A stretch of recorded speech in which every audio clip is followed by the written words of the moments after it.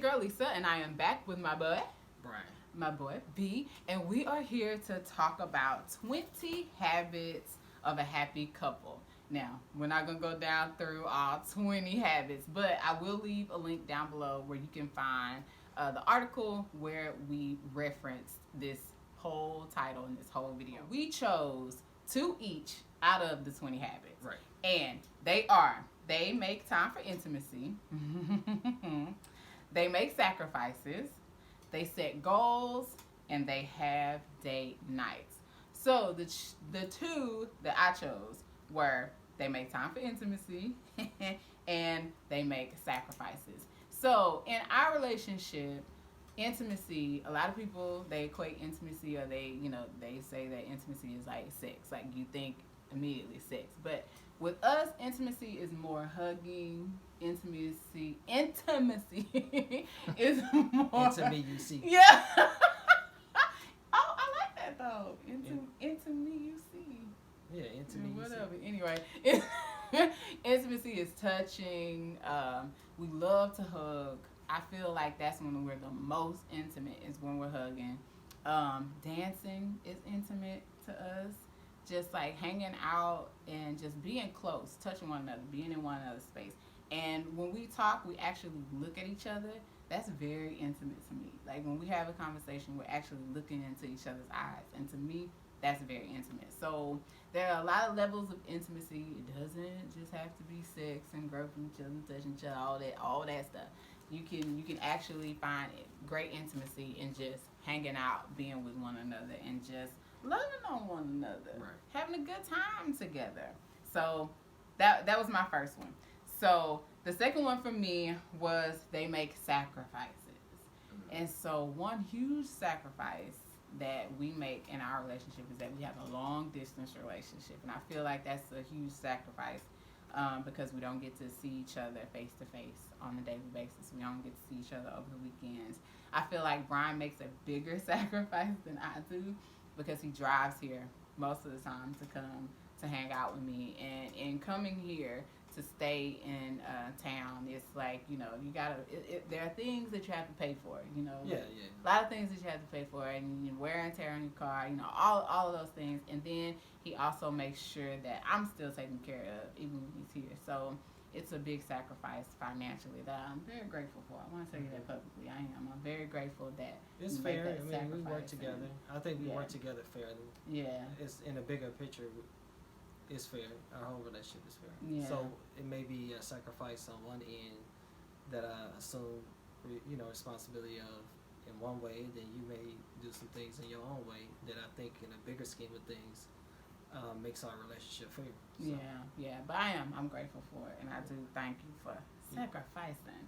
So as far as intimacy goes, though, what do you think intimacy in our relationship is? Well, I know for us, I can tell you like this. A lot of people have relationships where they're physically in each other's presence, and I think that what we try to focus on, and what I think most people should focus on, is that if you want to build a relationship and you want to get closer, you have to find ways of like getting to know each other and to draw closer to each other. And it doesn't always have to be like sex or something like that, Exactly. or something in that regard, and but all that you do, it should help you to really understand the person you with a little bit better. Yeah. Every date you go on, every time you play together, or if you hang out, or if you're doing anything together, it should help you to understand this person better. And that's the one thing I try to do in all the things that we do together, is to just draw closer to you and to use whatever it is that's going on as an opportunity to better know you. Yeah. So that's what I define broadly as intimacy in our relationship, and it can be more specific, but that would be like my broadest way of explaining it. Yeah, and sacrifices what you Yeah, already and said. I already said, like, Yeah. in the day, like, I know you mentioned it, and you gave me credit for driving out here and all that stuff, but ultimately your relationship has to be fair, the bigger picture. Yeah.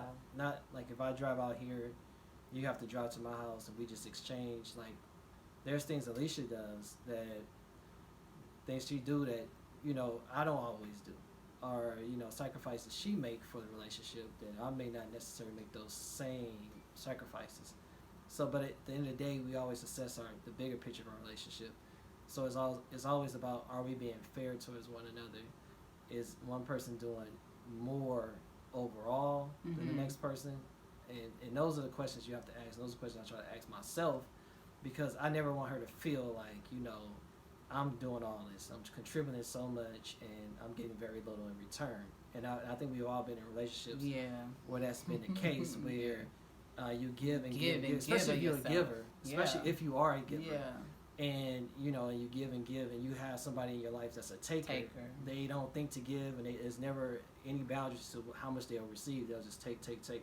And I never want her to feel in this relationship like she's giving and giving and giving, but yet not receiving something back. Because we both should benefit from having this relationship, not just one person. Exactly. It kind of reminds me of a couple that we kind of follow, and we were listening to, I don't know, a video that they had done or live or something, and every time we listen to this couple, the lady, she's always talking about what he's doing for her, what he's done, where they've gone, what he got her, and just and not just material things, but he loves me so much, and he gives me all of this love and all of this attention and blah blah blah blah blah, and all of that is great. I'm not saying that it's not. All of that is great, but what is she doing for him?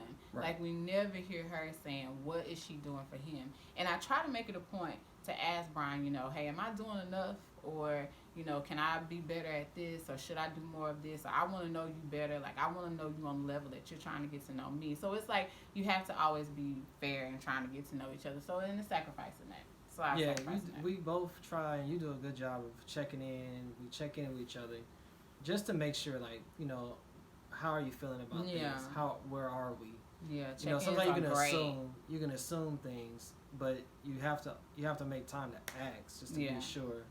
Because as a man, you don't ever want to just be a person that just give and give. You that knight in shining armor kind of situation, like she expect that from me, and I'm trying to be all that she wants, but yet in my eyes, she's like my burden. You know what I'm saying? It's like she want a knight in shining armor, and I want to be the opposite. I want to receive the same from her in her own way. Maybe not be a knight, but it has to be like in her own way, an own version of that. Exactly. So it has to be fair across the board, and you have to check in with each other. Exactly. You can't be afraid of it. As a woman, you can't be afraid to, as they say, like, cater to your man. Like, I'm not saying, drop down, and, but you have to give, like, especially if you want him to give to you. Whatever it is you like. Yeah, like, you have to give. So his 2 habits from the 20 habits of a happy couple are they set goals and they have date nights. So for me, I know we really and truly enjoy, like, being together every weekend, and I consider us like dating every weekend. Like, whenever we do something, we go out.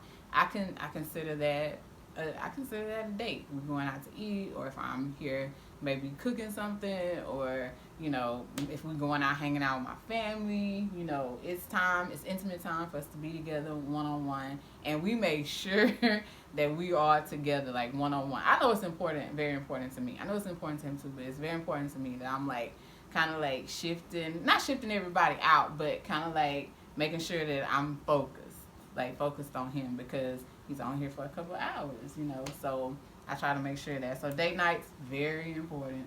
And I hope and I pray that once we get married that we still do that we still have, like, designated date nights where we go out and just hang out with one another.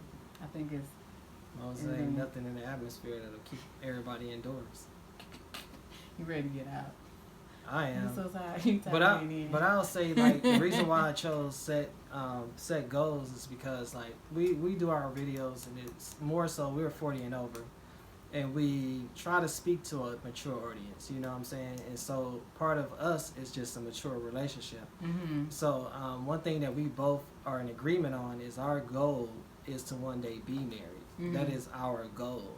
And so in order to get to that point where we know for sure, like, this is a route we want to go with one another, because you just can't just say we gonna get married You have to start Yes. dissecting the Like, relationship what does that look like? and start to understand each other, so you can start establishing mature goals, like mature adult goals, that we both can buy into, that we can have what I would say as like a part of our family ministry. You know what I'm saying? So we have to put certain things or start to establish certain goals going into the future of our relationship, to see like if we both have the same energy and the same aptitude within ourselves to want to go further down a path of life together, because we can actually meet those goals.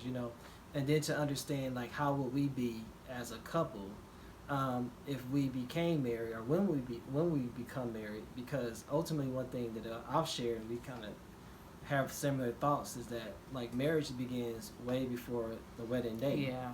And it's like I don't anticipate being much different than what I am now the day after I get married. Yeah. But I have to be married before the vows are there. Yeah. I have to have a level of commitment, and have to set certain goals, and we have to buy into those goals together.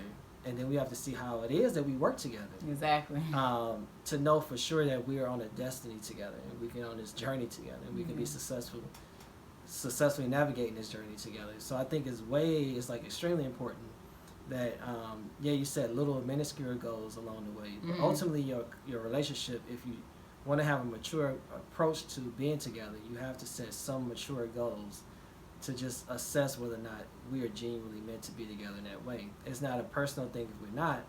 It's not like a bad thing necessarily if we're not. It's just like you won't know that until you start putting some pressure to the relationship. That's start, right. Understanding Apply each other pressure. so that you can see where we fit into the bigger scheme of things in life. Yeah, and as far as setting goals, my approach to that, or my thought on it, is that, like, I'll use an example. This morning I was kind of thinking about like wedding colors. I was like, ooh, wouldn't these colors be great for a wedding? And Brian was like, okay. So in my mind, I'm looking at colors and I'm thinking, oh, this would be nice and blah, blah, blah. And Brian's like, okay, let's see. Like, we'd have to set a budget. Like, let's figure out how we're going to come together. Like, Yeah, I mean, that's in addition. We like, talking about this wedding, yeah. but how we going to come together? Yeah. Like, how we going to figure out how we going to get together? We need a budget. So we need to set a goal. And he solved it. He came up with a solution. He's like, we could do X, Y, and Z. This amount of money per week to blah, blah, blah, to get to that goal of coming together. You don't worry about the wedding colors. We need to figure out what we Yeah, but I think there has to be there has to be a vision. I get like there has to be a vision for what it is you want in life. Mm-hmm. And to a lot of people, like the wedding day is very important. Yeah. And but you have to have a vision to know like what it is you have to do, what goals you have to establish to get to there. where you want to be. Yeah. Ultimately, something is not going to work out, or you're not going to have the resources for something you really wanted that wasn't communicated like early on that you can plan for. Exactly. So it's like I don't look so much at the finished product or whatever it is that's being like the vision of where we want to be. Mm-hmm. I look at it as like what is it about what I'm hearing that's inspiring me to want to start establishing goals to get there. Exactly. It's the journey and the process of getting there that's more important than the actual place to be, because ultimately as time go on, decisions and ideas and certain things may change. So I don't want to plan something too specific right now, where it is like, well, we can have flexibility if we start to set goals to get to that point. Yeah, and then we have flexibility to goals. change whatever we want to change when we want to. Exactly. So setting goals, and he set that goal right there. He was like, listen, we need to be thinking about how we're gonna get to that point, and setting a goal to get to that point, and came up with numbers to get to that point. So it's important to sit down, talk, and and make sure that y'all are on the same page, because I was sitting there just in La La Land like, colors. No, you wasn't in La La Land. Colors. But see, like she mentioned, like we have a long distance relationship, and then it's like if we want to have a wedding, that's our choice. That costs, and that takes planning to have that take place. We also have to come together. Exactly. And then I work for the city, so I don't work for an organization or company where I could just transfer into another environment and still stay on the same status. So I have to uproot everything, employment and everything, and have faith that I'm with somebody that I'm going to make this investment with, and not have a problem with it. So I have to find a whole different type of employment and leave where I am if this is going to happen, or ask her to come out there where I am. Exactly. But it's That's all part of goal sacrifice. setting. But the thing is, there's reasons why it makes more sense for me to come to her because she's stable and established in this community, whereas I kind of came from California and I'm not as stable, I'm not as established. My friends and all the people I grew up with are not in Texas. Everything her job, everything is out here in this area, so it makes more sense for me to come here.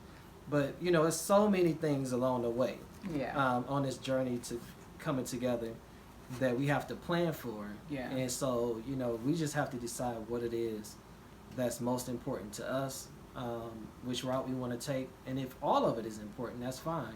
But we have to start to invest in these processes along the way, but starting now. You know what I'm saying? Yeah, exactly. So, setting goals and having date nights. Did you touch on date night? How you feel about date nights? Well, I feel like I'm doing a lot of talking. You good. I'm here for it. Well, I think that's just the basis of starting a relationship is what you start off doing. Yeah. And I think most people think that you date to a point and then you just kind of stop doing that. But one of the things I like about Alicia is the fact that I enjoy her company. I enjoy doing things with her. You ever meet somebody and you can go to the movies by yourself, but you prefer to go to the movies with her. So it's like I can go to a restaurant by myself, or I can go here and there. And trust me, I live somewhere where I'm basically by myself, and then when I get off work, I get on the phone with Alicia, and literally it's just like where we always just be on the phone with each other. Because I would rather just be in her presence, even if it's not physically. You know what I'm saying? So to me, dating is like the reason why I like being with her. It's like it's beyond all the hopes and dreams and all the things that we may take on together, goals and objectives and things like that we want to accomplish. Beyond all that, I just like her company. Yeah. And it's like that's what I inspire to want to move in my future with is her. No matter whatever we're able to set and achieve in terms of goals, or whatever we don't achieve, I truly believe as long as we're together and we're happy together within each other and happy with our relationship, then I'm cool with it. That's basically exactly what I want, is for us to just do life together. And so that's one of the things that I want to invest in. So that's part of why I say I don't mind coming out here and doing what it takes and making that sacrifice, because I trust that regardless of Alicia's past, or if she wasn't committed in some relationships, or if my past, if I wasn't committed, or if there's some type of history that maybe other people may know about, I believe all those things have been on the table. I think we are old enough, and we've laid a lot on the table. Yeah. There's Jada said it best. There's no secrets. Jada and Will. So those are 4 out of the 20 habits of a happy couple, and that's just. A lot of people ask us, y'all seem so happy. Y'all seem like y'all get along so well, and y'all make it seem like everything is so great. We have our challenges. We're not perfect. Neither one of us are perfect people. We're imperfect people just coming together and just trying to be happy. Yeah.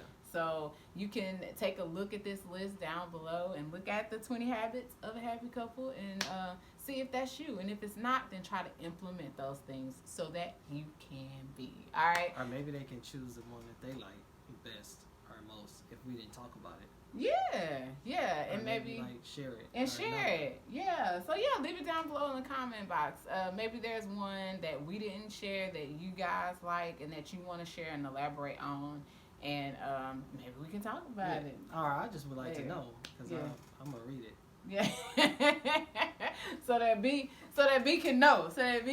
You happy? Know what it is that I can learn too. Yeah, are you happy? You geniuses out there, y'all relationship experts. And maybe y'all can tell us, like you said, what other things can we do to be happy? Maybe it's something that's not on the list that y'all could tell us that we could probably implement into our relationship to be happy. So, anywho, until next time, y'all. Peace.